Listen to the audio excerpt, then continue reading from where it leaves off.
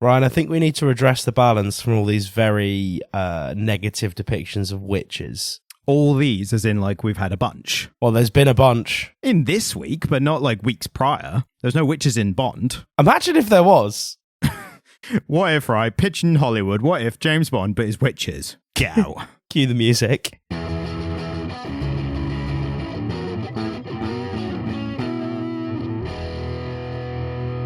Hello and welcome back to the Comic Lyra podcast. I'm Ryan, also known as Comic Stan. I love comic books. My co-host loves regular books, and I make him read comic books, and then we talk about them in depth. And with me, as always, is my aforementioned Cambion co-host. It's Jamie. What's up? No questions? No, I'm cool. You fine with it? Yeah. You're fine being referred to in that way? Yeah, that's okay. Yeah? I can deal with that. No public persona issues whatsoever being referred to by that word, no? Why would I? Yeah? You're fine with that? In the headlines. Why would I have problems with it? It's a totally made up word, but why would I have issues with it? No, it's not. It's not a made up word. I mean, all words are made up, like, technically. But it's not a made up word. I mean, I found it on Wikipedia, but it's a word. It's a word. Yeah, but you're fine being referred to as that. I'm going to be fully honest with you, mate. Not a clue what it means. This is one of the rare situations where I know a thing that's not comic book related that you don't. You found a thing on Wikipedia. Yes. I was trying to style it out, but no, what does it mean? It means, and is related to this week, it's in European mythology and literature, since at least 19th century, a cambion is the offspring from the union between a demon parent, whether incubus, succubus, or other type of demon, with a human parent. I'm cool with that. Yeah, I thought you would be after a while, but I knew you didn't know, so I was like, I'll just see if he's... Are we gonna... Can I make him nervous? What horrible thing can I call you without you realising, and just, like, you accept it? I like it. Yeah, I thought it was a cool word. Mm. And luckily, one of the few instances where I look up the subject of this week and go, what's a word related I can use? Like, it was a stretch last week with ornithological, but yeah, good word. Yeah, but ornithological was great. That's a good word as well. Yeah. And speaking of good words, Hellboy. Hellboy's a good word. That's a word also made up, like all words. Absolutely. But yes, this week, Hellboy and the Crooked Man specifically, a shameless tie-in to the film coming out this week, which I'm looking forward to. There's a film coming out this week? Yeah. Just always assume we're doing whatever. There's probably something that's happening. Tell you what, I'll show you the trailer later. Right after everything else, so I'll show you the trailer. We'll have a live trailer reaction. Okay, cool. From you. Yeah, that's fine. But interesting with Hellboy, because not one we've touched on yet, but is one of the biggest non-Big Two comic book characters. No, one of the big non-superhero comic book characters. Is he not Big Two? No, he's, I believe, Dark Horse, I believe. Oh. And you would have had this up ready to go, but for some reason I didn't. I just assumed he was DC. No, Dark Horse Comics. Oh. So, yeah, third party, independent, and again, one of the biggest characters in that era. So Great films. Great films. I was going to start with that, like, what's your experience? Have you seen all three of the Hellboy films? No. So, first two, the Guillermo del Toro films, fantastic. Yeah, I recognise that guy. Yeah. Also, I've only just recently got the pronunciation of Guillermo correctly from What We Do in the Shadows. So have you been using it a lot? Yeah, just anytime I want to talk about Guillermo del Toro, yeah? Because I think before What We Do in the Shadow, I think it's like, oh yeah, Guillermo del Toro. Guillermo del Toro. Del Toro. It's Guillermo, right? Guillermo, yeah. Guillermo. But I used to say like Nandor for do Guillermo. But yeah, correct pronunciation. But yes, those films, fantastic films, I think, in I my remember opinion. them being... He's on a motorbike in a lot of them. Not a lot, like maybe once, if that. I remember him on a motorbike. That's my defining memory. That's an odd one because I don't remember. Tell you what, let's have a look. Hellboy on a motorcycle. Let's see if that brings up any results. Because if it doesn't, if there's none, you might have Mandela affected yourself. I might have done. It's entirely possible. It was a long time ago I watched them. Do I have to fill the space while you Google? I mean, or I could just edit it out either way.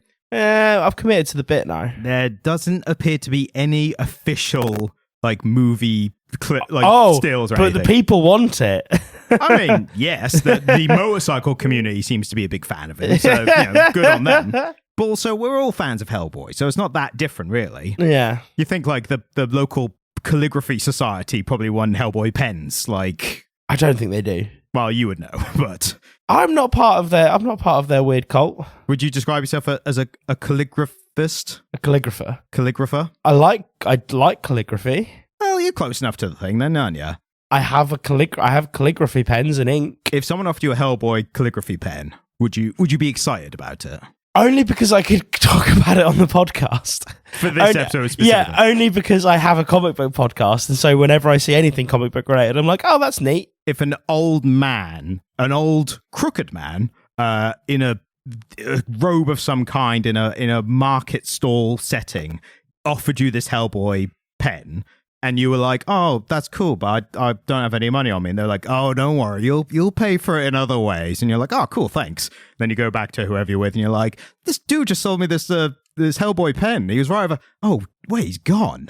That was a very elaborate situation you set up for me there, Ryan. I kind of stole it from The Simpsons. I mean, like everyone does everything. And as from The Simpsons, and then from Rick and Morty, who also stole it from The Simpsons. Yeah, and The Simpsons stole it from, what's the whole thing, they're selling your soul to the devil, all that bollocks. Anyway, speaking of the devil, Hellboy, back on track. Hellboy created apparently in 1993, so relatively recent character. Yes, very new, very modern. But nowadays we're seeing that a character could be created today, and if they get like a successful movie within 12 months, they are a famous character. Whereas there's been most other comic book characters were invented like the 60s and 70s, and just no one knows about them at all because they never took off. Absolutely, yeah, they never got a movie. But Hellboy, I think, again, that uniqueness of being outside the big two and having like a kind of cult following, again, a cult pun, which we'll be doing a lot of this week. But yeah, the Hellboy film, Golden Army, which was an interesting one because that was like really went into the Del Toro, like Pan's Labyrinth kind of way, which the first one didn't. Still a great film, still great, CGI and everything. Then they did a third one. Did you ever see that one? I mean, we've established that I think the Hellboy films are something entirely different, so... Yeah, you thought they had bikes in them. Yeah. So, yeah, but maybe not the best person to ask. But the third one had David Harbour, and it was a kind Who's of... David Harbour? Harbour from Stranger Things. He's he's awesome. Yes. And it was a noble failure of a film because they couldn't, for whatever reason, or just didn't want to get Del Toro back. So they were like, we'll just reboot the series and start a new one. And the problem was it was an all right film. Like it was a decent film. I maybe even go so far as to say good. But the problem was it wasn't as good as the ones that just came before. And that was the problem. Yeah. Because everyone compared it to great films. Yeah. So it just didn't do well. And now we've got this new reboot coming back, which looks a lot more interesting. Is Guillermo back? No, it is. I don't know who's directing it, but I do know that the writer of the film, or at least like adapter, whatever, is Mike Mignola, who is the original creator and writer of Hellboy. Cool. So he has had connections with the previous films, but this one is his this is the closest to the comic books film that we've ever had. So that's getting people excited for it in a way. But it looks interesting. It looks like a little more grounded. I mean, it's based on this specific story that we're talking about this week. So it looks more like an isolated story, like an investigation, which is more kind of Hellboy's thing, rather than the previous films, including the Del Toro ones, where there was always this big, grander story of Hellboy's destiny and he's going to bring about the end of the world and blah, blah, blah. Like it was always that constantly. So this one looking a little more like an isolated investigation looks a bit more interesting.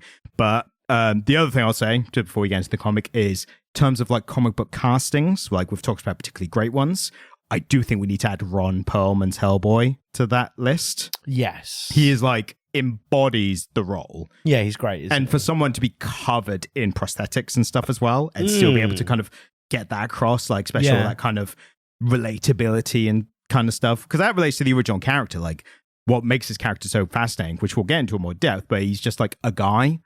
All the other fantastical stuff about him, he's just a dude. Yeah, he doesn't look like a dude. But when you speak to him and his conversation with people, he's just a guy. Just a guy, just a lot nicer than you'd expect as well. Just getting on with his job, bit gruff, but he's like the handyman, which we'll get into. So, which we'll get into. Is there a whole handyman section? No, I'm more like the depiction of the character. When we get to this specific comic, I like his interactions with people. Little tease for what we're about to get into in a few minutes. But in terms of comic credits, which I know everyone is dying to hear, as we always do, but this one was written once again by Mike Mignola, which I'm hoping I'm pronouncing correctly because I did not look up a pronunciation guide. So the original creator? Yes, original creator. That's and cool. Normally the guy who's normally writing them. Interestingly, I think he also started drawing them as well. But I think he's just. Yeah, I'll tell you, we'll get into this later. So I believe you've only read the 3 issues making up the Crooked Man story. Is that right?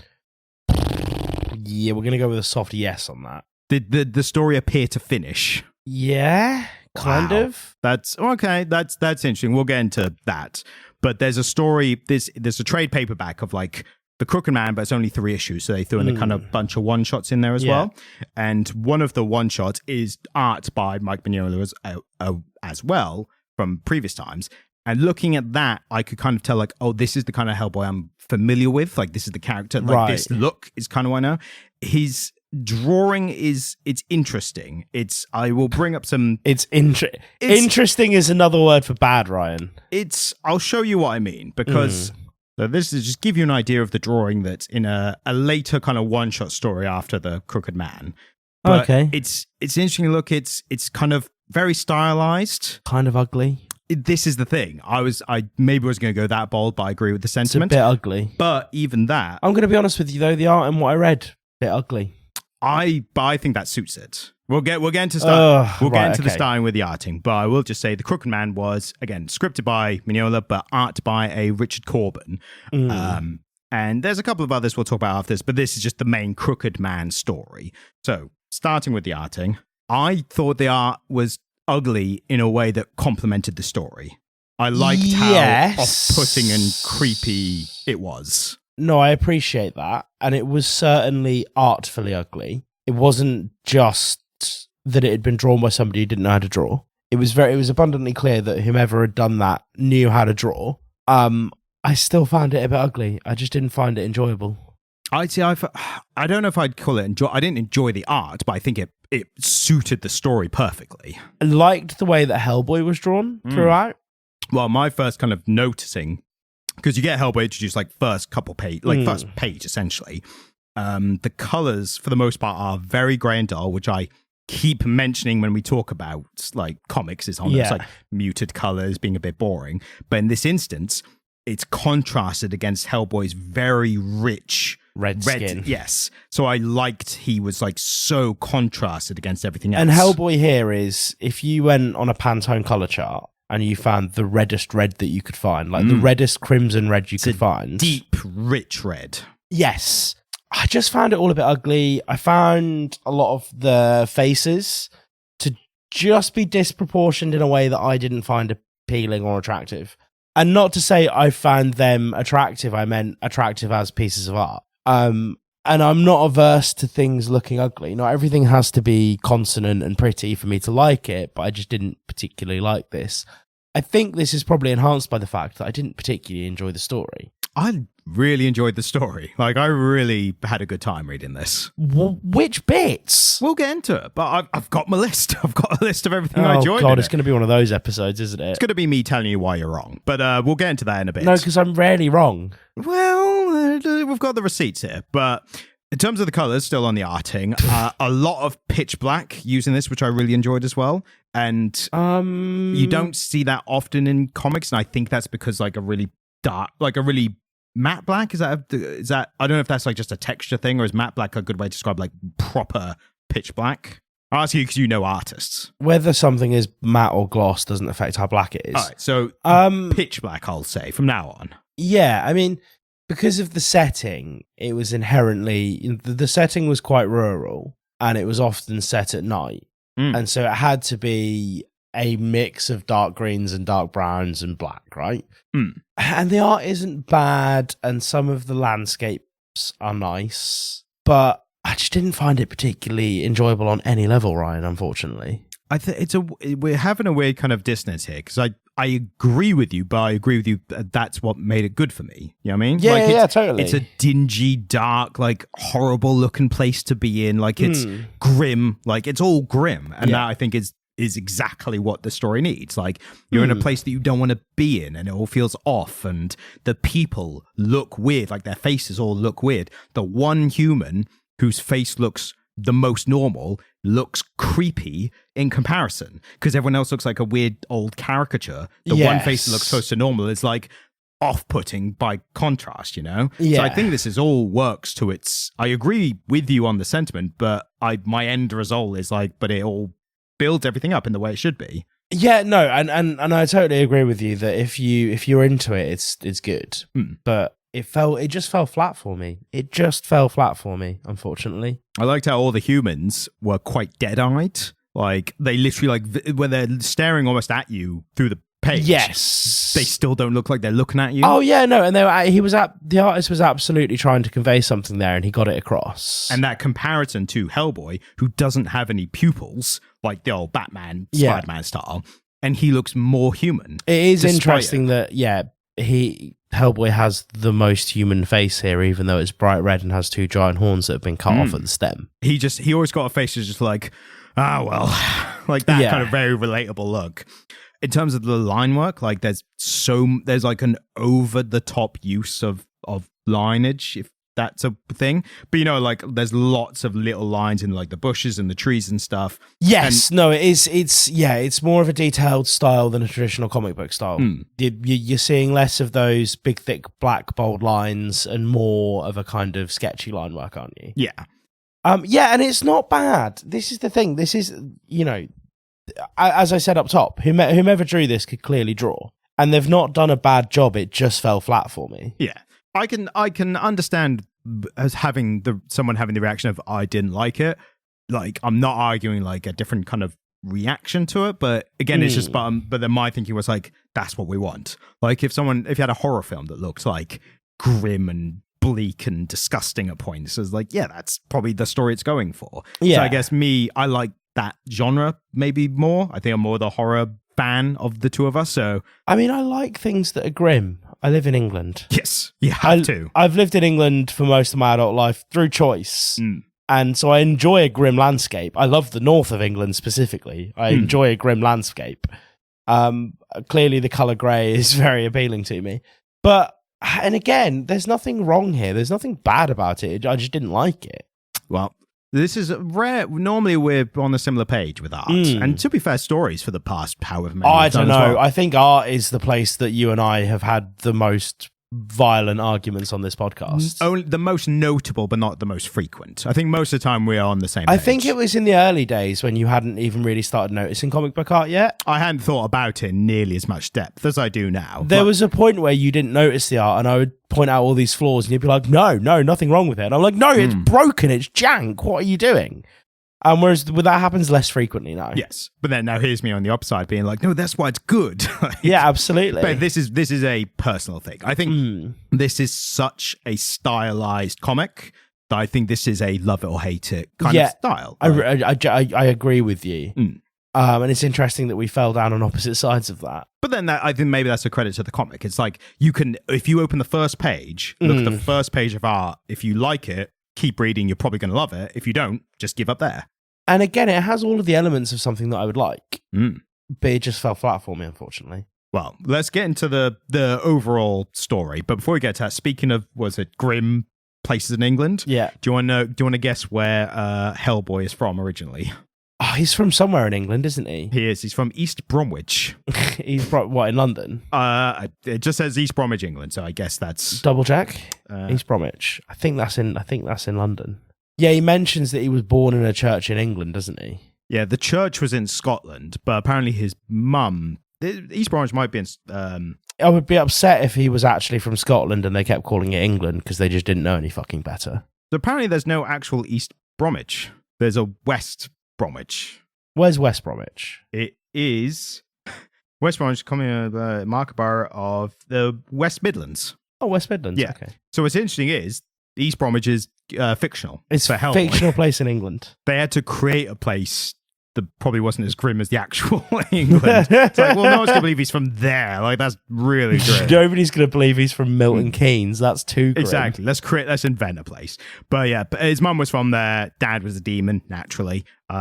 Born he was born there, and then he was summoned in a church in Scotland by what's his bloody name? The good reading. The Russian guy. Rasputin. That's the one. He was summoned in a church in Scotland by Rasputin. Yes. Rasputin, who was immortal at this point. So the going was a thing of all the assassination attempts. He was using the occult to stay alive. Yes. But yeah, he brought him back, and then he was adopted by a guy who he became the Hellboy character. But do you want to know what his notable aliases are? Because I've got a list of them here. So we've got the World Destroyer. Yeah, nice. The Great Beast. Nice. Beast of the Apocalypse. Right Hand of Doom. Yeah. Son of the Fallen One. Brother Red. Big Red. Red Monkey. Big Red Man. Red. We've got a few more. It's weird that some of them are so insulting, because from what I've read here, he seems like a pretty chill dude. Oh, yeah, he's absolutely chill. He's a very chill dude, isn't he? Given the way he looks, you'd think, I mean, normally in comic books, there is a visual language where if somebody looks like a bit of a dick, they're a bit of a dick, right? This guy looks like an absolute knobhead, is a chill dude. Yeah, and I think that's the appeal of the characters. It's the juxtaposition, isn't it, of he looks like this, but he acts like this. Which is exactly opposite to that Green Lantern dude who looks like a chill dude and is actually a total wanker. Guy Gardner. Yeah, Guy Gardner. Yes. Absolute fuckstick. Yeah. Looks like a chill dude. Who normally would have had a bowl cut red hair. Haircut, which for some reason they got rid of, but I think they should bring that back. So yeah, he was adopted, now he's part of the BPRD, the FBI's, Bureau for Paranormal Research and Defense kind of thing. Basically becomes like a world-renowned defense kind of paranormal investigator. Yeah. But he also gets, according to this, I looked at a bit of the backstory, like where we are in the story now. He actually gets granted by the United Nations a status of a honorary human. He's an honorary human. Apparently. So, I mean, he's half human. That's the interesting thing. When we first get into this story, and so before we get into like this specific story of the Crooked Man, is he's just talking to people. He's just like, hey, I'm the paranormal investigator guy. Yeah. And people are just like, well, he looks like he knows what he talks about. Yeah. No, everybody responds to him in a very sort of mild-mannered, relaxed way. Well, I made a note of that being like, oh, is that like a thing in this story? Like, have they got loads of witches and that's kind of carried there? But it's not. It's this universe. He is just known. So there's a point in the story, which we'll get to, where he's talking to a guy and the guy's like, oh yeah, I remember seeing you in Time magazine. Yeah. Foyer. And then it says Hellboy was in Time magazine when he was 3. Yeah. It's like, I'll cut to whatever issue and he's in Time magazine. And in terms of the reason I'm bringing this up now rather than getting into the story, is like this is a wider universe kind of thing. Yeah. But it's so fascinating to me that this is a world where it's just like Hellboy, just everyone knows Hellboy. Like he's not like a celebrity, but it's if you're in the circles, you're like, oh yeah, they've got that demon kid, Hellboy. Everyone knows Hellboy. Everyone's cool with Hellboy. He works for the government. He seems chill. Like he seems chill. He just seems like a stand-up dude, doesn't he? But the reason that contrasts so much is with this kind of like fantastical modern fiction, we constantly have the stereotype of secret government society to the extent where the Del Toro films did exactly that. Yeah. The first film, he's very secretive. And then the second film, the plot point in that story is he's like, I want to actually get out and meet people. And they're like, but you can't because you're a demon. You look like you. And then he gets blasted out. He like positions himself near a window when an explosion happens and he gets blasted out. He's like, well, everyone can see me now. Like, well, too bad.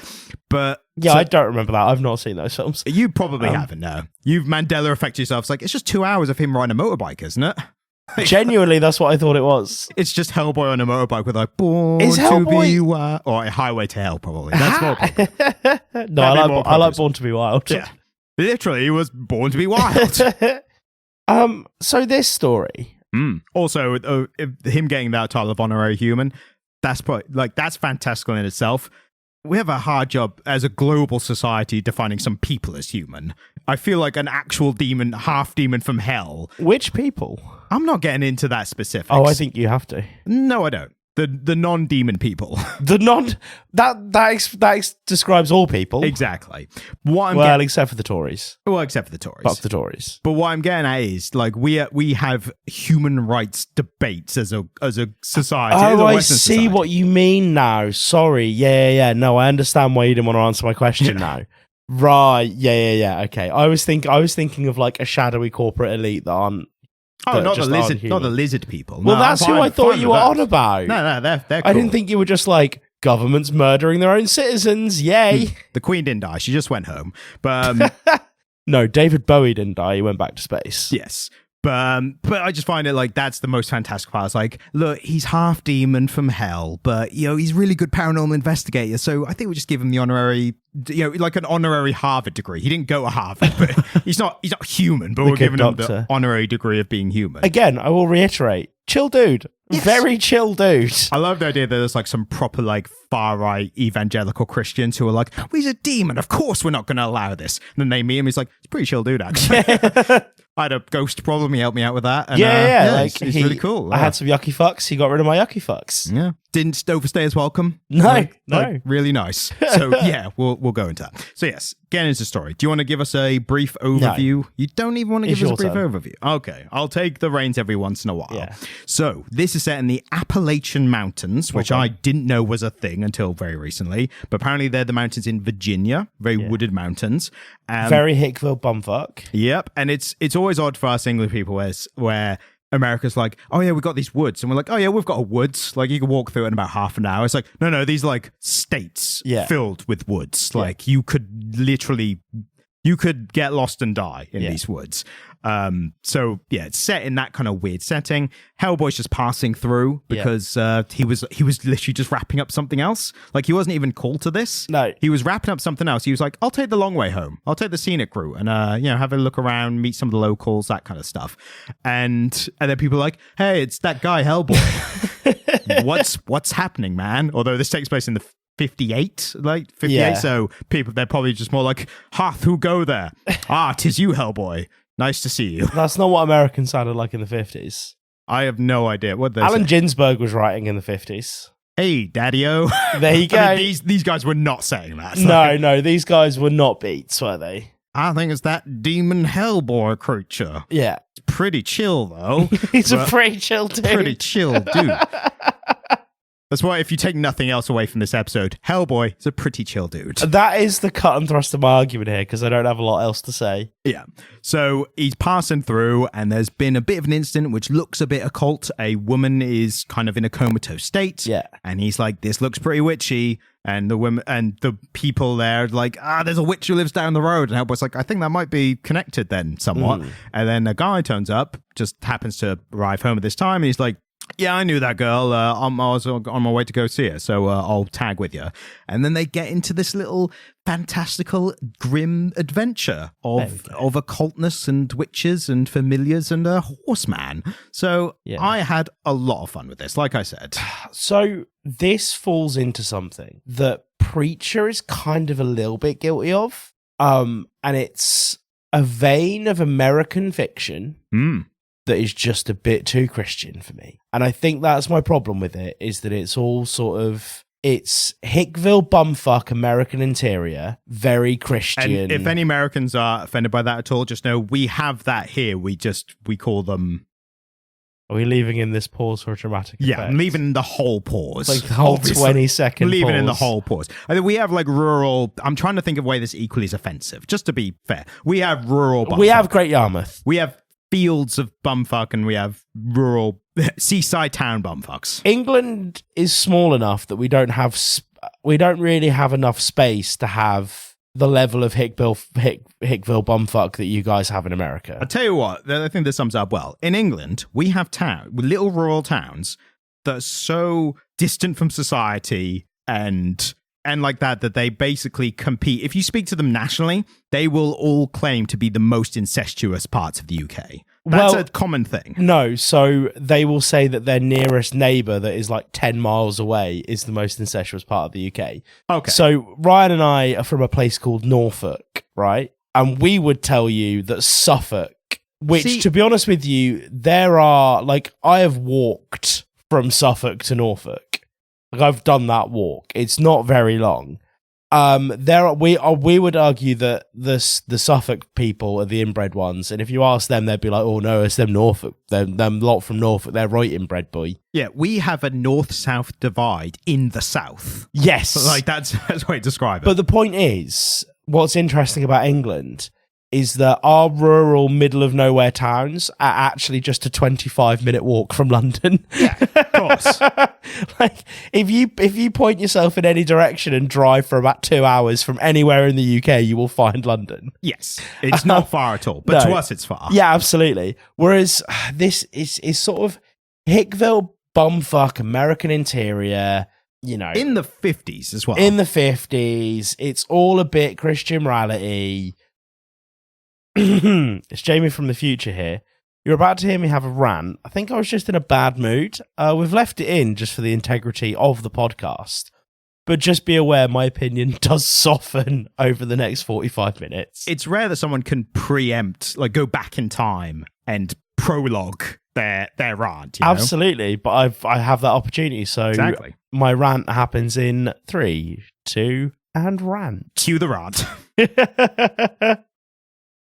Don't really like the depiction of the witches. I find it to be really derogatory. I know a bit about witchcraft. I know witches. I have friends who are witches. Like, that's just a thing that happens because we're from England, where, you know, witches existed for a long time. Pagans and witches existed for a long time before Christianity did. And this whole narrative feeds into the demonization of pagans by Christians, right? In a very prevalent way, and in a way that I think is just a bit fucking boring. And that is my problem with this story, is that actually, if they had had some really interesting depictions of Wiccans and pagans, and correctly shown us some pagan rites and some pagan mythos and mythology, I would have found this really fucking interesting. What they gave us is the version of witches that 14th century Christians created to scare everyone into going to fucking church and paying their tithes. And that to me is piss boring. I'm sorry, it's just boring.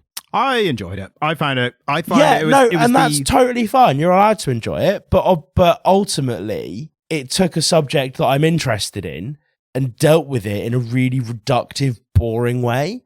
So why would I be interested in it? I just thought it was well told. Like, it was more of a story about, like, if you, in this world, like, first of all, in this world, like, magic is essentially evil because it's a temptation by the devil, for large better. Yeah, again. But the devil here, I don't think the devil is, like, the guardian of hell kind of devil. I think it's, like, the idea that they're, like, just powerful demons kind of thing.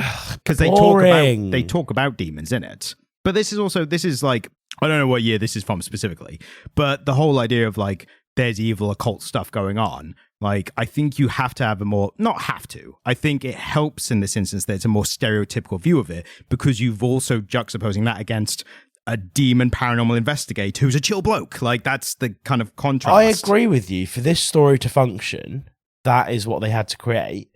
Doesn't make me interested in it. And that's the point. It just turned me off because I read it and went, ugh, this is bland. It's soupy oatmeal. It's a narrative that I could have gotten from an old American horror film. It's it's no different to The fucking Exorcist. It's boring. It's Christian mythos being played off against this falsified idea of what paganism is. And that to me just isn't a particularly interesting backdrop from a story.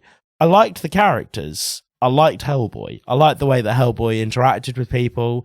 The story moved along at a pace that was pleasant enough to read. There was nothing particularly egregious that happened. I just took umbrage with the setting, and I took umbrage with what was being displayed to me on the page. I didn't have any issues with the depiction of the witches because it just felt so far away from anything of, like, that anyone would consider real world, if that makes sense. Oh, yeah, no, of course it did. Of course it did. But again, this idea of, like, evil witches is very much linked to Christianity as it was used to control the European populace, right? That's what this is. And again, that idea has been taken and morphed and used as a backdrop for American horror stories for a long time now. And I just think it's a bit played out and it's a bit boring. And I think if you are going to show me witches and you are going to show me magic, then show me fucking witches and magic. Show me the real shit. Terry Pratchett did a wonderful job of it. Yeah, but when you say show me the real magic, it's like, isn't that in itself like a juxtaposition of, like...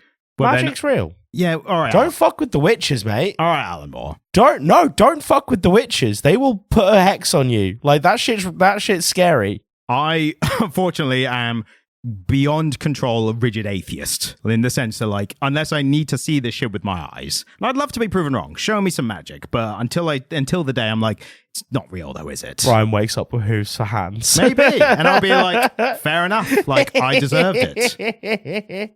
I'd be like, fair enough, I asked for it and it happened. But until that day, it's that whole thing of like, if God exists, strike me down now. And until he does, no, I ain't believing, yeah? No, and I am obviously being facetious. But obviously if Alan Moore was here, I'd be like, well, obviously magic's real. No, but ultimately I just think that if you're going to write witches into a story, can we please take a more learned view on it? And actually take a minute to learn about what ancient witchcraft was. I think the reason that it didn't do that, I think the intention here is to take existing mythos from the area and from the time and incorporate Hellboy into that story.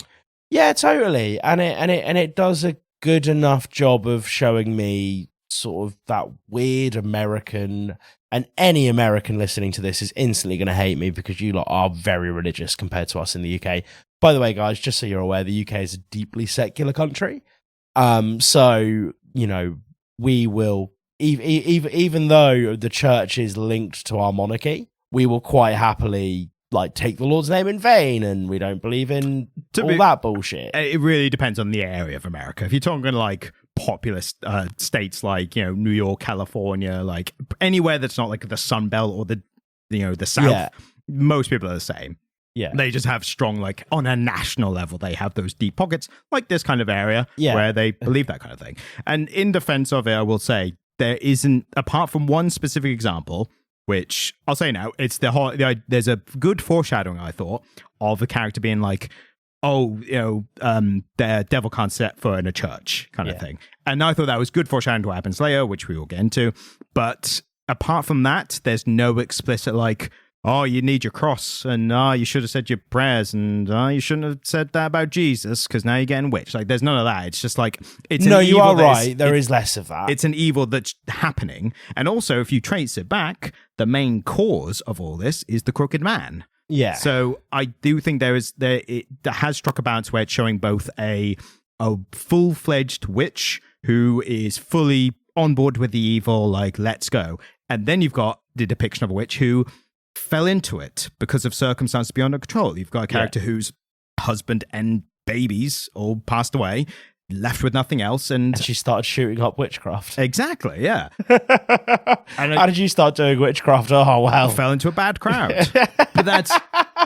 I got in with the wrong crowd and started smoking witchcraft. But then that's how this thing would work, isn't it? It's the temptation. I smoked one witchcraft and now I've got a familiar in a jar. I love as well.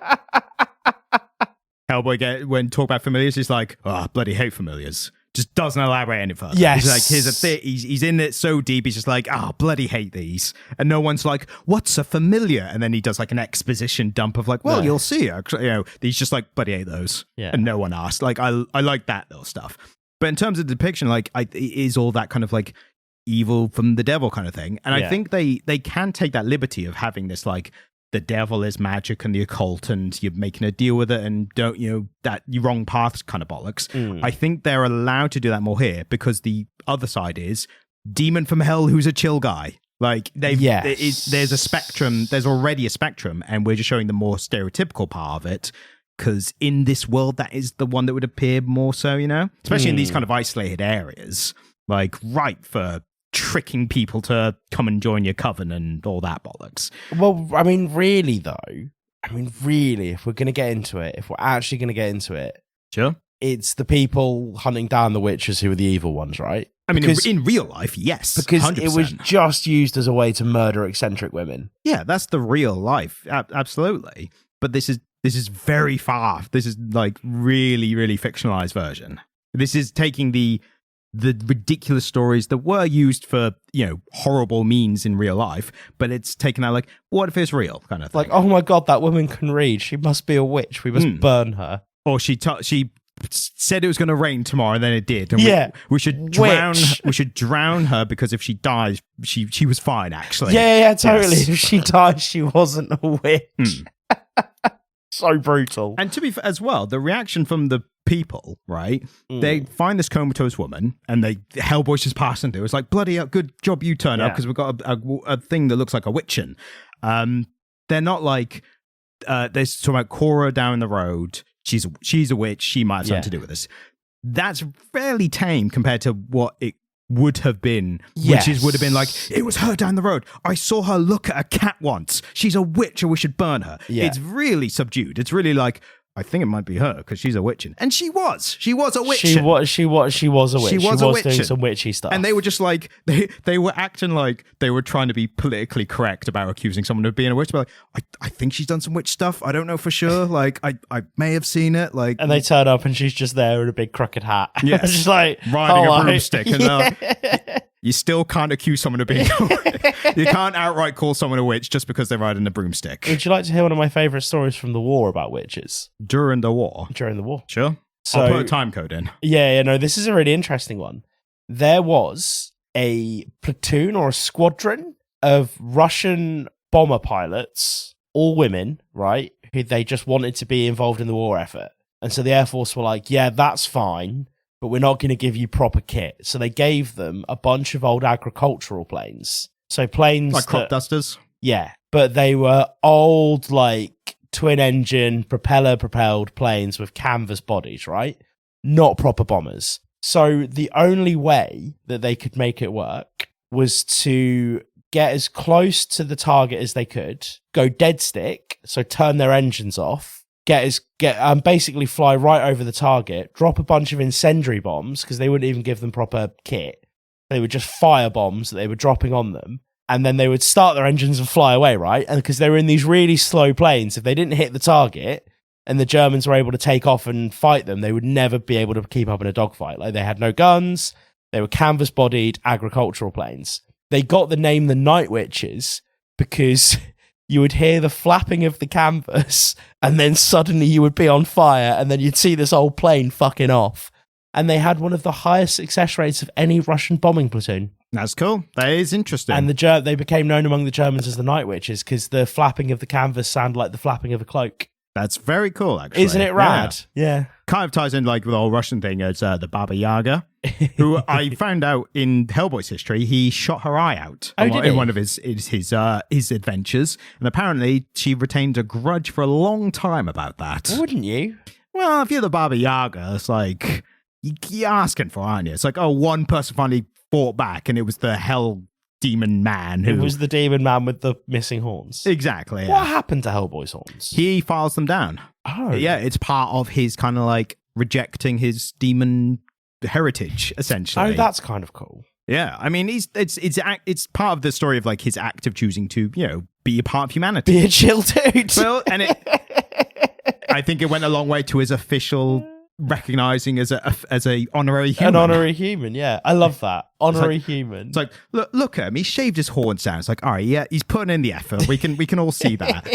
Do you reckon at some point, you know how like, a lot of dudes during the pandemic just like that, their beards grow out? Do you reckon during the pandemic, Hellboy just let his horns grow out? Well, the problem is, like, I'm not seeing anyone. Yeah, I'm not going out. It's like even like paranormal occurrences, like Hellboy shows up, is like, hang on, we've got 5 people in here already, so you need to put a mask on.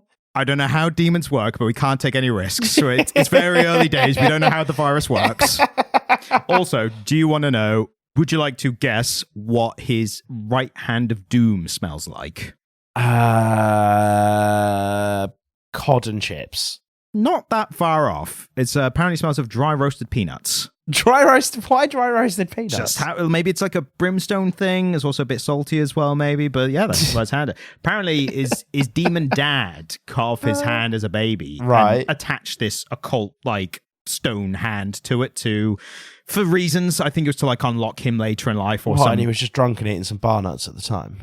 I mean, he might have just, wrapped up and he was like just brushing his hand off. Brushing the dust off his hands. Right, let's get on with this. He got in prison soon after, so he was in a rush. He was like, right, put the nuts down. Just get the fist on him. I mean, he does sound like an arsehole, doesn't he? He wasn't a good bloke. I think he was, I would go so far as to say, Hellboy's dad, not so chill a dude. Not a chill dude at all. I will stake my reputation on it right now and say that. And it's amazing because based on, current sort of attachment theory and the way we think about how our childhood shape us, you'd think that Hellboy also would not be a chill dude himself, but somehow he rose above it and became a really chill dude. Well, he came to Earth when he was 3. Yeah. And so what? He got on the cover of Time magazine on like his first 6 months on Earth. Probably his first day, because if going by the film, I haven't read the comic. I would like to, because spoiler alert, I like this comic enough. I think I'm going to read more Hellboy comics. But he going by the film, which I think is quite accurate because they had all similar characters, Rasputin and whatnot.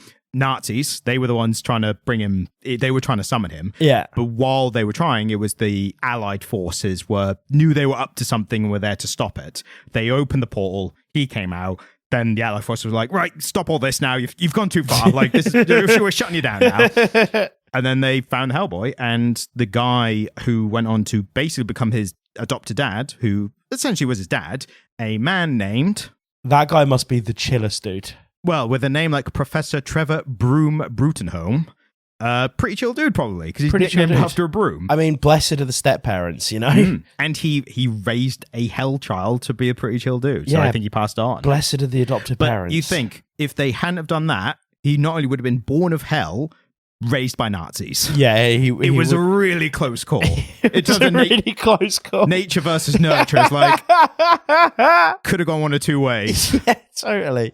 There was a really great option and a really bad option. This is one of those instances, right, where I came in quite hot, not really having enjoyed the comic. And I stand by not having enjoyed it because I didn't enjoy it. But I'm definitely going to read more Hellboy now because everything I'm hearing is making me like him more. I think, again, he's a very chill dude, and I think very chill dude. That's seems to be a consistent theme of his character. What really helps is, in larger conversation, what is interesting is, unlike other superhero comic book characters, he's mainly been written, as far as I know, by one person. So it has been a consistent character all the way through his existence. Yeah, that's cool. Can we talk about that? Sure. Because, so this has been going since 93, so what, like 31 years now? Roundabout, yeah. I don't think he's had like consistent releases like Marvel and DC do. I think he's had these kind of stories. Well, he'll have runs and they'll do a couple of stories, then they'll drop off and pick him up again. But one character exclusively being written by one dude over 31 years is quite the feat in this industry. We don't know if it's exclusive, but he's definitely the main writer. I think he's probably given him to other people because he's done crossovers and stuff with other Dark Horse characters. Right. They built this universe, the BPRD universe. So you've got like BPRD comics are like not Hellboy, but within that universe and that kind of occult investigation paranormal thing. So he's definitely, I think he's been written by other people. But when you're right in saying he's had one main creative writer, like one main guy controlling the creative of this character through most of his existence. Yeah. And that is why you say, like, he's had his character translates to all the films, like, regardless of the quality of the films, he's pretty much been the same guy every time. We've not got this thing, it's like, oh, they've done Spider-Man like this in this film. It's like, oh, they did this with Batman. But that level of consistency in a comic book character is really interesting because, you, as you've said, you don't see that very often because these characters go on for so long in so many different iterations, and certain writers fall in and out of favor with the publishers as well. Oh, yeah. And certain artists. But one of the things that I noticed when you showed me his own drawings of Hellboy is that the actual art style itself was not congruent at all with what we'd seen from the other artists. Yeah. But the way that he'd drawn Hellboy absolutely was. Yes. Yeah. And so it's almost like there's this really strong style guide for what Hellboy looks like and sounds like. Because there's just this one dude at the helm, right? Yeah. And that's really cool and really interesting. When Mike Mignola talks about the Crooked Man, he says like he wanted to set it in this area, then he created the story based on the local legends and myths of the area, which is why it's all stereotypical witch stuff. Yeah. But he said he knew the writer who is going to pick for it, which was the unforgettable Richard Corben. He said he knew that already because he'd done some Hellboy stuff before, and he was like, Richard Corben will be able to do like the grim overcasting like foliage of the forest and like that kind of stuff. Yeah. Like you already knew. But like you say, I think Hellboy has such a defined look. It's like you know what Hellboy's going to look like. You can put him in this setting, like in different settings, and he's just Hellboy. mean, maybe I'm more chill with it then if it's based on the Appalachian myths, because I know a bit about Appalachian culture because of their music. Like I like Appalachian folk music. Bit weird, but I like it. Yeah. Like Appalachian music, country, bluegrass, that kind of stuff. It's all fun. If these are the prevailing witch myths that exist around there, then that's fair enough. And if they've actually tacked it onto a cultural tradition, because this is the thing that I have is when you play with mythology and you play with these old stories and these old myths and stuff, a lot of the time when that happens in comic books, they get removed from the source material in a pretty notable way, and it ends up giving you this kind of bland, sterilized version thereof. See all of the Norse mythology stuff in Marvel and Thor. Yeah. But they're quite far from the originals. Yeah, absolutely. But if what we're talking about here is actually him picking a setting, the Appalachians, and saying, well, what is the actual culture like around there? And if there is this sort of weird, good Christian morality versus the occult thing happening there, then that's fair enough. I mean, if they were going to have any mythos from then, it was going to be that or Native American, from that area. And Native American stuff is probably a little bit of a sticky wicket to play with these days.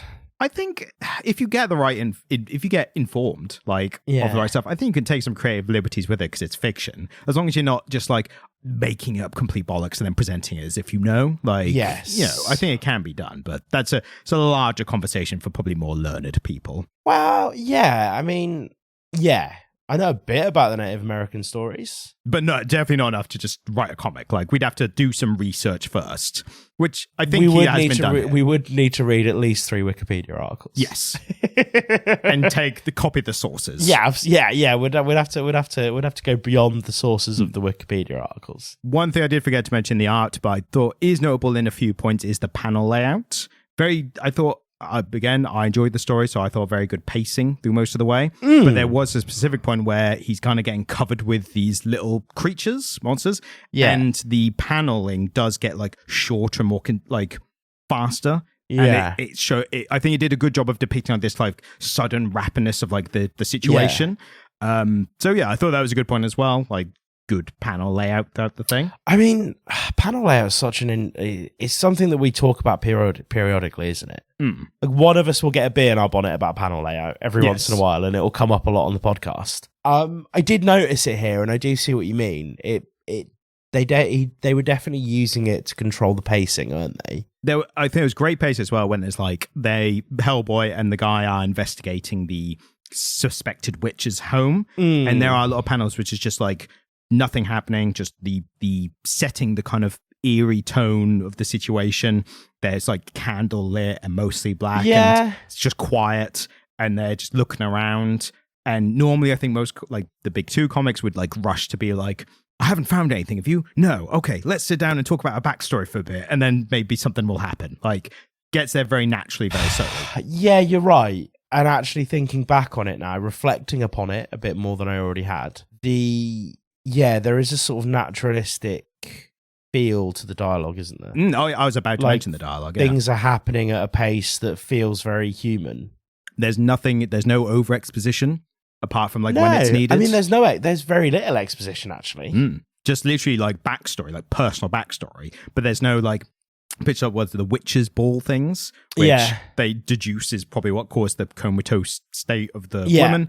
And he's just I've heard of these. He's not then these are witches' balls. What they're made by this, and you do this with them. Well, it absolutely does do that, though. The comic does that, but in a fourth wall breaking way, which I think was not part of the story. I think that was just a fun add-on. You met with X-Men, Ultimate X-Men, they had the stuff at the end with the Japanese this stuff. Is how you make witch balls. Yes, exactly. And you could have taken that and it wouldn't have affected the story, though. Yeah, totally. It doesn't do any of the things. Maybe I'm just a bit poorly, and that's why I didn't like this very much.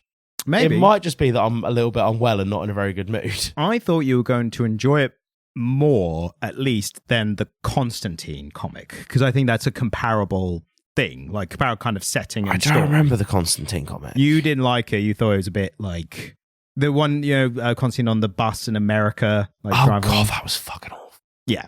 But This is better than that, Ryan. yes. This is way better than that. This, at least the things I didn't like about this are just things that irked me. But it doesn't do the thing that it could have easily done where Hellboy is going, oh, well, I've seen these witch balls before, Yes. in his interior monologue. Yeah. So No monologues. So I'm not bothered by his interior monologue. There's not an over-expositional issue here. Now that I know that this is actually rooted in the genuine culture of like witchcraft and morality in the Appalachian Mountains, I'm less pissed off about the witchy stuff. Pretty good. I do feel like anyone initial reaction is as valid as whatever you think about it later. Yeah.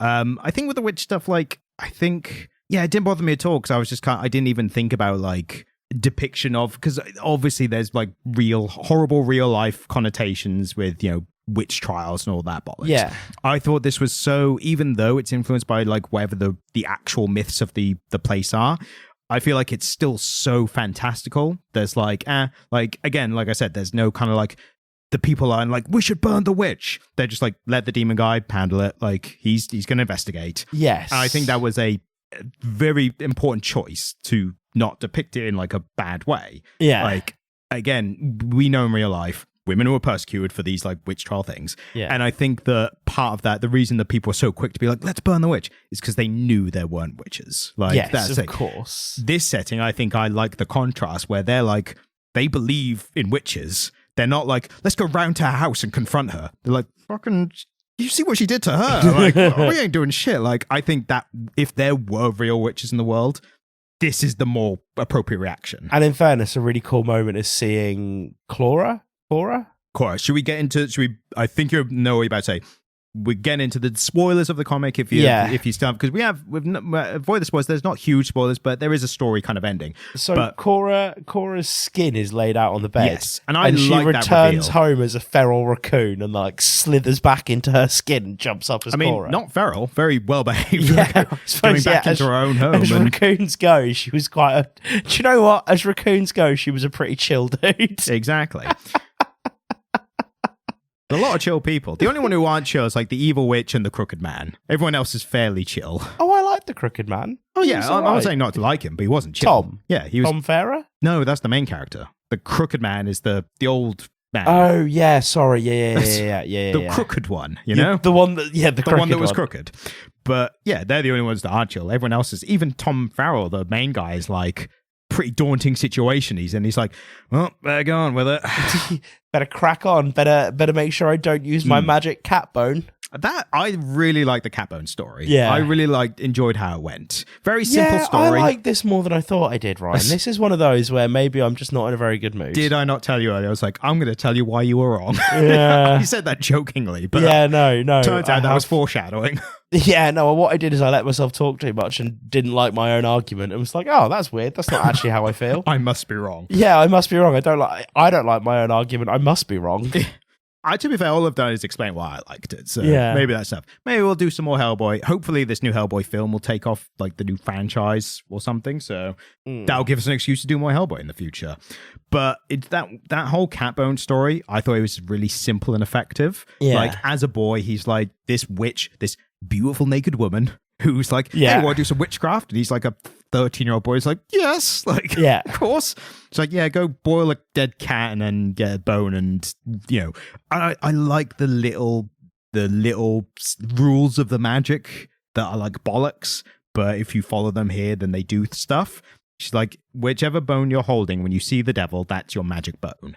And you're like, all right. And then he's holding a bone, sees the crooked man. He's like, and he holds on to the bone. What happens if if you see the devil while you're holding your own bone?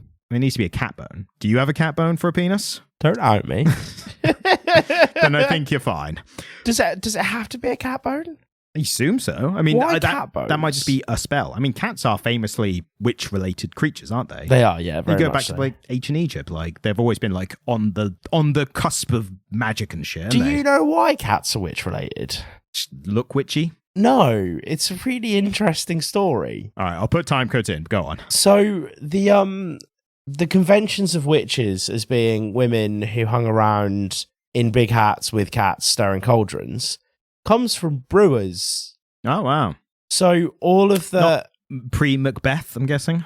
Because that was like one of the biggest depictions of witches, stereoweren't witches, wasn't it? Yes, very much so. Toil, trouble, all yes. That. And so these things weren't massively linked to the idea of witches until there was visual depictions of witches. So they used the visual, the kind of visual cues of women who brewed beer to then link that with ideas of witchcraft and witches. So yeah, women who brewed would wear big brimmed hats to keep, shit out of their eyes or whatever. And they would stand around stirring big cauldrons of beer. And they would have a bunch of cats around to kill all the rats. Because obviously, where there is beer being brewed, there is rats. Because rats fucking love beer. I mean, most places probably there had cats for rats. Yeah. Yeah. But brewers specifically, because rats really love the wort. Because it's like a yeasty, oaty food on the floor. Yeah. There's like hops and barley and yeast and this like really calorific yeasty liquid floating around. And so yeah, the visual language of witches as being like women in big brimmed hats stirring cauldrons with cats floating around comes from brewers. Yeah, makes sense. Well, the whole the cat bone story, I thought the best part about it was this idea that he had this thing where he saw the devil, but it's the crooked man. Yeah. But he just intuitively knew it was the devil, or at least as bad a threat as the devil. Yeah. And then I like this thing that he went to war, went off and did World War One. Yeah. And then... Was it World War One or World War Two? I think it was one based on... Because he's now come back in the... might have been two, actually. Yeah, it's the 50s, wasn't it? So, yeah, probably World War Two. But I like the idea that he's like... Could have been the Korean War. Possibly, it was the 50s. But he believes the reason he survived was because of the bone, but he chose not to use the bone ever because he knew it was bad magic, but he also held on to it like a break in case of use kind of thing. Yeah. And then the story goes that they are on the... So Chekhov's bone. Chekhov's cat bone. Yeah, exactly. It's Chekhov's bone. There's a lot of great foreshadowing in this. It's Chekhov's bone, Ryan. Yeah. And then I did not anticipate him using it because I just thought it was already a thing. Like, because the main story becomes the evil witch, the beautiful woman who's an evil witch, she turns up on a really sickly looking horse and then flies away. Yeah. And you're like, oh, she didn't take her horse back with her. And then the guy is like, I think I recognize that horse. And everyone's like, oh no. And takes off. And turns out it's his dad, who he thought was disappeared drinking. Well, she specifically says, he's not much cop. I've been riding him around for a while, but you can have him. Yeah. And I thought that was a great, like, creepy scene. Like, taking the reins off him? It's the thing that goes in the mouth. I think it's called a girdle. Sure, yeah. My very horsey girlfriend's going to be really upset if I've got that one wrong. Is she a horsey girlfriend but honorary human? Kind of. She's, Yes. So, so he then's like, I need to bury my dad. We need to take him up the church, which is on the top of the mountains where the most witches are. And I'm like, fair enough. That's fair. I'll accept that. Then they get attacked by monsters that burst out of the Kora woman, and they get covered. And there was a great moment where Hellboy is like basically done for, like covered in these little monsters, and he's not the same like in the films. He's depicted as like beats anything away, like indestructible. In this instance, like he might have died if it wasn't for Tom using the cat bone to get them out of it. And I suppose the thing is, he's an investigator, not a fighter. I think he's a bit of a fighter. Like, he's got a gun, which maybe he relies on, but he's also got a fist of doom. Who does he shoot? He shoots the crooked man at the end. He shoots somebody before shooting the crooked man, though. He probably did. I don't remember specifically. I think he shoots the hot witch. I think at one point he says, I should have shot her. Yeah. But he's... Maybe he tries and misses or something. Yeah. Or whatever. But I think he's definitely used to like singular big targets because he's got a big gun and he's got a big fist. So if he's that, he's fine. It's a big gun and a big hand, yeah. But then once he's got the little ones that are covering him, he's like, oh, Jesus, no. But so yeah, Tom uses the cat bone, gets them out, and then he's like, oh, my soul's done for now, it's gone. And I was like, that's interesting. Like, I didn't see that plot point coming. Yeah. At no point I didn't see any twist or turn of this the priest coming. absolves him. I don't think the priest absolves him. I think it's the reveal becomes it turns out that the reason the crooked man's after him, you think he's just he's used the bone and he's won his soul and he can take him away. Like that's what crooked man's telling him. But then crooked man's like, just give me the bone, like, and then I'll let you go for a few years and then you'll be mine, kind of thing. And I think it's then the priest, this old man priest, is like, oh, I don't think it's you he's after. I think it is the bone. Like, I think that's the main thing, but he's trying not to reveal his hand. It turns out the bone is more powerful, and that's why he needs it, kind of thing. So I like that kind of reveal. I like that there's temptations. The Crooked Man, he first uses a zombie army to try and overrun the church. I thought that was cool, because then you had Hellboy just beating the shit out of zombies. Yeah. Then you had him trying to win over, he's trying to convince the priest, because he, again, the foreshadowing, can't set foot in the church. Then he's like, priest, what about you? Look, here's some gold. And some gold appears out of the ground. It's like, take that and, fix up the church. The priest man's like, he makes him 30 years younger. Yeah, he makes him younger. He's like, nope, still not going for it. And he's like, you bastard. And for my sins, I can't remember exactly how it ends now, because I read it yesterday. Thoroughly enjoyed it yesterday. But it then turns out that the Crooked Man, this is whole kind of like a disguise thing, and they find the real him in the house up on the mountain, and he's just like a decrepit, disgusting little demon thing with all these gold, which are like people's souls and stuff. Yeah. And that's the point where Hellboy's just like, all right, I'm going to shoot you. Bang. And it just solves it. And then great satisfying end with the evil witch, because they put the... What's it called? Girdle. They put the girdle on her, turns her into a horse, and they write something like, don't touch, like, I'm a witch or something on her, and just leave her out there in the middle of nowhere. So good ending. And again, I really enjoyed the story, and I highly recommend it. It's loads in there if you haven't read it. If you've listened to us without reading it, I still highly recommend it. And if anything as well, what's good about the story as well is, apart from Hellboy surviving, you don't know what's going to happen. Like, you don't know. And that makes me want to read other Hellboy stories, because apart from him living, like, he's never... Well, I don't know. I'm assuming he's investigating these other things, so he's rarely, like, the center of the investigation, if that makes sense. Yeah. He's not, like... He's rarely, like, the person, the being to worry about. So anything could happen to any other characters, you know? Yes. I mean, yeah, and I did like Tom as a character. He was it. You rooted for him, because he was very much this is my fault. I'm going to pay for it. I'm not going to let anyone else suffer for my mistakes and that kind of thing. Again, pretty chill dude. Yes, they're all chill around here. They are all quite chill dudes. Apart from the worst people, apart from the antagonists, they're all pretty chill. Yeah, apart from the witches and the demons, which makes sense. Exactly. So, near the end of this, I think, do you want to get a live reaction of looking at the Hellboy trailer for the film that's coming out this week? Right, so I'll show you the Crooked Man trailer, and we'll see what you think of it. Yeah, it looks good. It looks interesting, that's for sure. It did the thing that movie trailers sometimes do, where it basically just shows you every key scene from the movie. It doesn't help that we've just read the story that inspires it. So we know when someone's like, Corono, it's like we know who that is and what's going on. Yeah. When I first watched it, I was like, I get a sense of what's going on, but I don't think it felt like it was telling the entire story. Yeah. And to be fair, it's an updated version. It seems like it's set in the modern day, maybe. So, it'll be interesting to see what it comes out like. It will have already come out by the time this episode comes out, but I'm tempted to go see it in the cinema, maybe. I don't know. Yeah, I probably will. Yeah, we'll see how our schedule is. Despite the fact that I started out openly reviling the comic and then just softened to it. Yeah. And maybe the same happened with the film. Maybe we'll watch the film and I'll come away and be like, nowhere near as good as the comic. The comic's amazing. Yeah. I was the first to love the comic, actually. I love the comic bigly much. I tell you what, I'll come in full circle. Really grey, grim and dull. The problem is that Hellboy's not as bright a red. Yeah. I think I would have liked a deeper. Go hog wild with it. He's more of a drab sienna. Yeah, but then the previous ones were as well. They should have just gone really bright coloured red, really make him contrast to the rest of the place, But yeah, that's Hellboy the Crooked Man. And we go step off into book time corner land. Well, so I finished Hotel Avocado and I've not been reading anything recently. What I have been doing is playing a lot of a Pokemon ROM hack. What? You playing Pokemon? Do you know what a ROM hack is? I assume it's some kind of desktop or laptop version of one of the Game Boy games. Yeah, so I've been playing it on a phone, but basically somebody will take a Pokemon game, hack the ROM, and then turn it into something new. So it's a ROM hack of Gen 3, Ruby and Sapphire, specifically Emerald. But they've brought forward all of the Gen 1 and 2 Pokemon, added them all in. So there's a much bigger roster of Pokemon.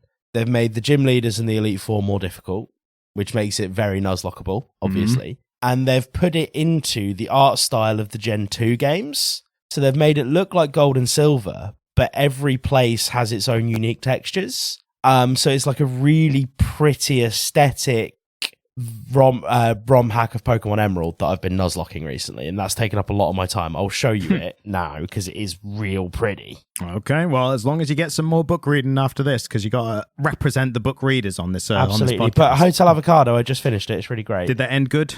Ended really well. Nice to hear. While you're loading that up, I will quickly get into the Daredevil comic that I've been reading from last year. It's the one that continued off from where the Chip Zdarsky one ended. Yeah. Chip Zdarsky one was very good. This one, not so good so far. It's... To give you an idea, there's a scene where Daredevil, while he's fighting, people call someone a sleazebag. And I'm like, that's very cliche, very not Daredevil. Like, normally when he's fighting crime, he'll say a quip every now and then, but normally they're a lot cooler. Yeah. Most of the time he spends feeling guilty about being a vigilante, which is the whole point of Daredevil. Like, he's meant to feel this Catholic guilt about what he does. Yeah. And he can't help but do it anyway. This one he's like, yeah, take that sleazebag. And I'm like, ugh, like, I don't like that. So I'm going to keep with it just to see if it maybe gets better, but maybe that's just me over hoping. But don't recommend the new Daredevil. Okay, well done. Now is people know. Emerald Sea Glass. Can we get Ryan's opinion on it?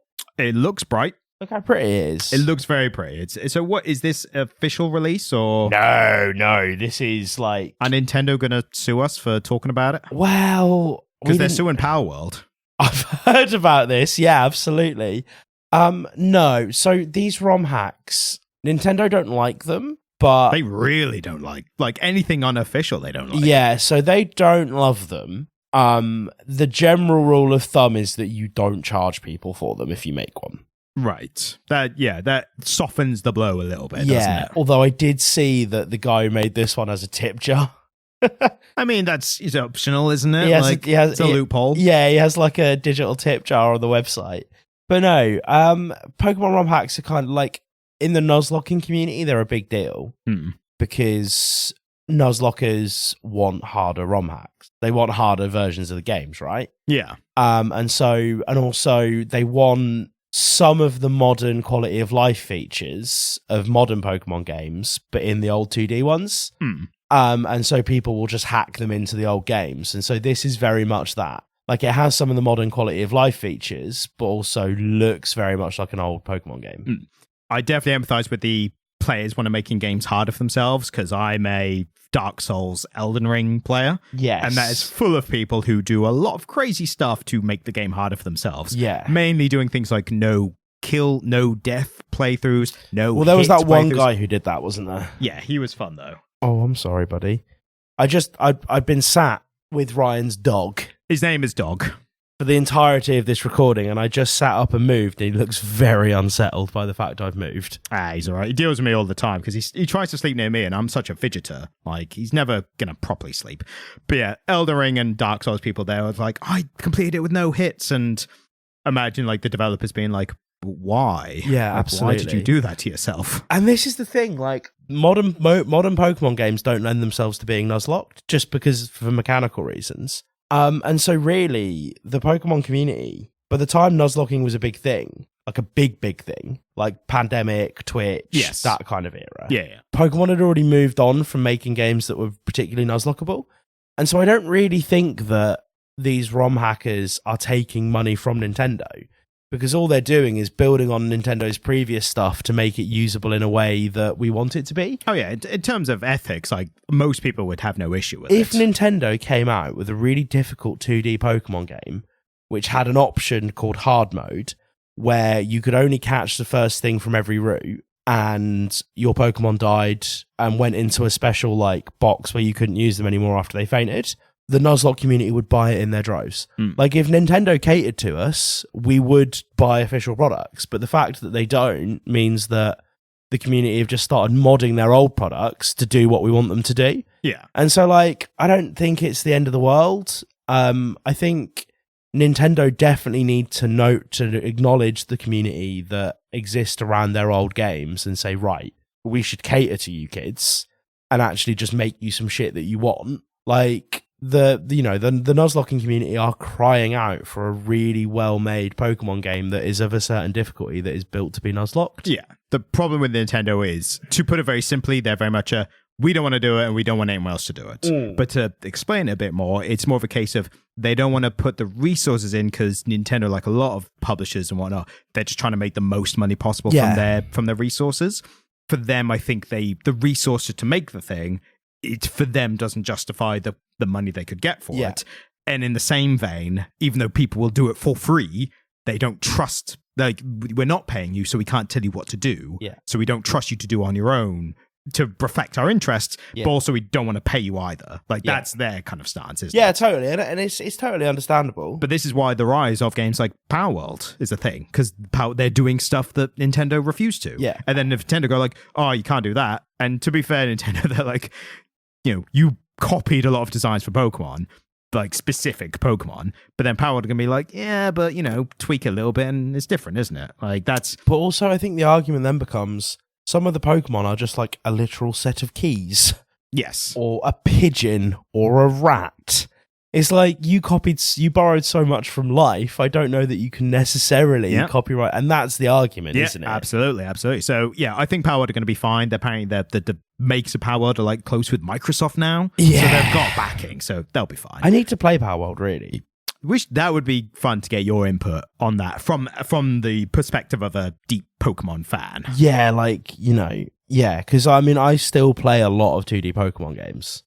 Like, I don't know if I've mentioned this on the podcast, but I'm currently doing kind of a genlock. So I'm not actually doing a genlock. Obviously, I know, but for the listeners, what is a genlock?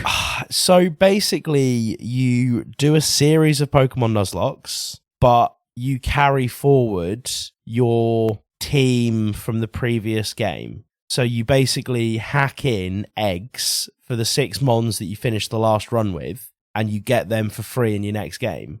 Which means that if you carry a Pokemon through and it keeps not dying, you could have a Mon, same Pokemon with the same nickname, that's gone through 4 or 5 games with you.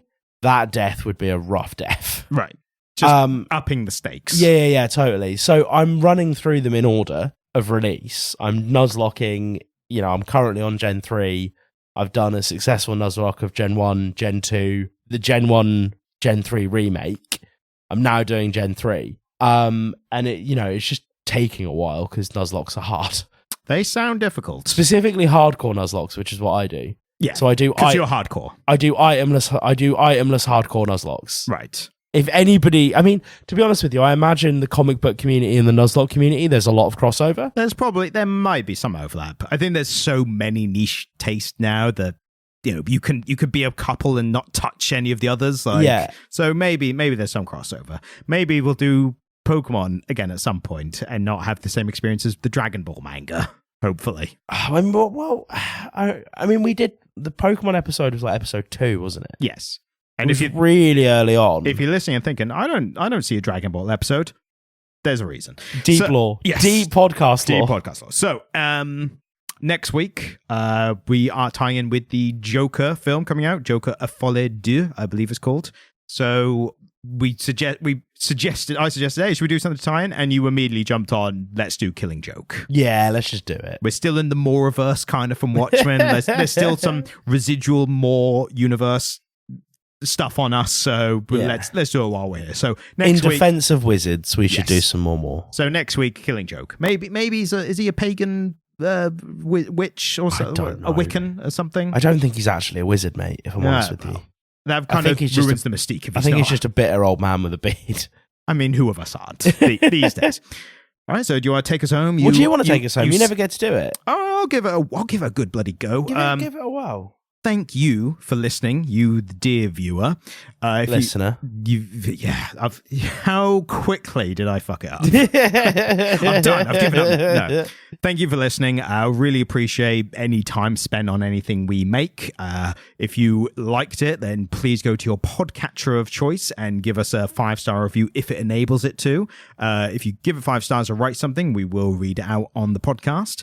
If you liked it, if you go onto the YouTube channel, then we have some shorts which may or may not be updated in the future, but there's a bunch of shorts. If you haven't seen already, they are there ready to go. There's Facebook page, which you can comment stuff as well. And if you want to get in touch directly, you go to comiclitera@gmail.com and send us a thing and we'll have a look at it. Also, the thing that goes in a horse's mouth, the part of the bridle that goes in the mouth, called the bit, not the girdle. The bit. Yeah. What a lazy name. As in the expression, chopping at the bit. I feel, what's that called? I don't know, it's the bit, like, I ain't got time to name it. That is what it is, yeah. The bit, I clocked it. I realised as you were talking. The bit is an item of a horse's tack. It usually refers to the assembly of components that contacts and controls the horse's mouth, including the shanks, rings, cheek pads, and mullen. Well, if you've learned something about horse bridles today, then write in at comicleader@gmail.com and tell us we've informed you about this particular subject. I don't know what a girdle is. I don't know. We haven't got time to review. We haven't got time to find out anyway. A girdle is an item of gentleman's underwear. Well, now you know that as well. I have to know it, so now you have to know it, dear listener. So, thank you and goodbye. Bye.